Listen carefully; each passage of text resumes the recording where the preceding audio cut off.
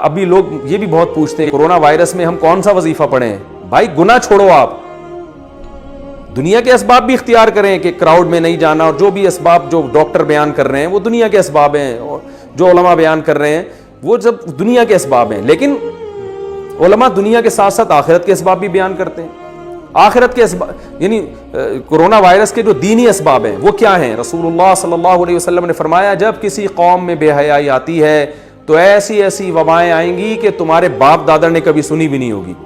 تو کورونا کی وبا سے اگر اجتماعی سطح پہ بچنا چاہتے ہیں تو اجتماعی سطح پہ بے حیائی سے بھی توبہ کرنی پڑے گی، وہ کرنے کے لیے تیار نہیں ہے۔ صبح شام فون آ رہے ہیں، ادھر کوئی وظیفہ بتا دیں، کوئی وظیفہ بتا دیں، ابے تو چھوڑ دے، ایک گناہ تو چھوڑ دو بھائی، تم 100 گناہ تمہاری زندگی میں ہے تو اس وبا کی وجہ سے ایک صرف تو توبہ کر لینا، اے اللہ میں یہ 100 گناہ کرتا ہوں، ان میں سے ایک کو اپنی لسٹ سے زندگی سے نکال رہا ہوں، شاید اللہ کچھ رحم کر لے۔ گناہ ایک بھی چھوڑنے کے لیے تیار نہیں ہے، وظیفوں پہ زور لگایا ہوا ہے، ہر کام میں وظیفہ چاہیے ان کو۔ میں وظیفوں کا منکر نہیں ہوں، لیکن یاد رکھو کہ جو چیز جس چیز کا سبب ہوتی ہے نا، اس سبب کو ہٹانا پڑے گا آپ کو۔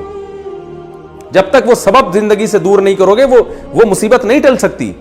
اور اگر ٹل بھی جائے گی تو اس سے بڑی مصیبت کا پیش خیمہ ہوگی، کیونکہ فرعون پر جب مصیبتیں آئیں تو مصیبتیں ٹلی ہیں، فرعون اس خوش فہمی میں مبتلا ہو گئے کہ ہم نے تو توبہ بھی نہیں کی، موسیٰ علیہ السلام پر ایمان بھی نہیں لے کر آئے، اور پھر بھی اللہ نے مینڈکوں کا عذاب بھی ہم سے دور کر دیا، جوؤں کا عذاب بھی دور کر دیا۔ وہ اس خوش فہمی میں تھے کہ اب ہمیں توبہ کی ضرورت نہیں ہے، مصیبت تو ویسے ہی ٹل گئی۔ ان بیچاروں کو یہ نہیں پتا تھا کہ بھائی یہ جو مصیبت ٹلی ہے نا، یہ بڑی مصیبت میں ڈالنے کے لیے، اب تجھے سمندر میں پانی میں غرق کیا جائے گا، اس کے بعد یہ چھوٹے موٹے عذابوں کی تجھے ضرورت ہی نہیں رہے گی۔ تو یاد رکھو وبا تو آتی ہیں چلی جاتی ہیں، وبائیں ہمیشہ سے آتی رہی ہیں، اللہ کرے یہ بھی چلی جائے، جلدی چلی جائے۔ ہم کمزور ہیں، ہم اللہ کی سزا کا